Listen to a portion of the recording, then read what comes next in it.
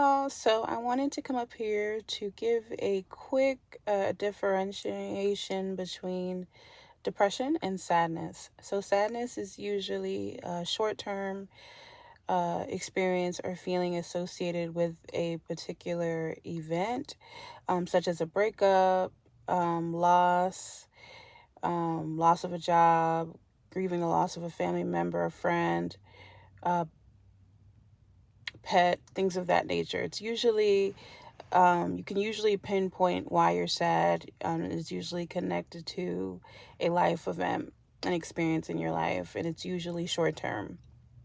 It can go on for a couple days, maybe weeks, maybe even months, and then you're able to move on from that experience and that emotion. With depression, it's more of a prolonged experience. It's usually when it persists 6 months or more. Sometimes it can't be associated with a particular event. Sometimes you can't figure out what brought it on, what was the motivator behind the emotion. Depression is more like an experience.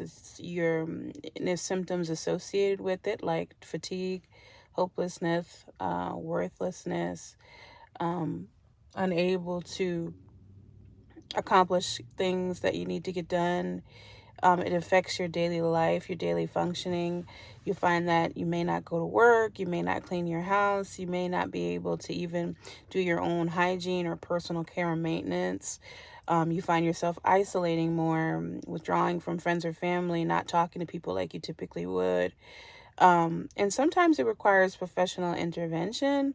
There are some natural ways to cope or decrease the intensity of depression, and those are things like mindfulness, natural sunlight.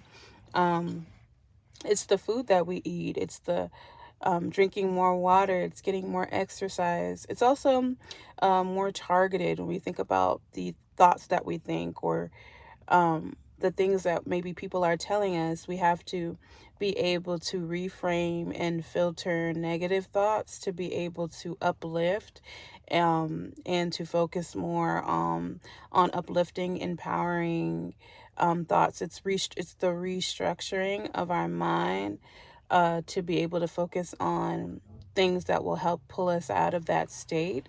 And sometimes that requires assistance from professionals, and sometimes that can be your own practices and routines, like writing daily affirmations, journaling, and surrounding yourself with a positive community or network.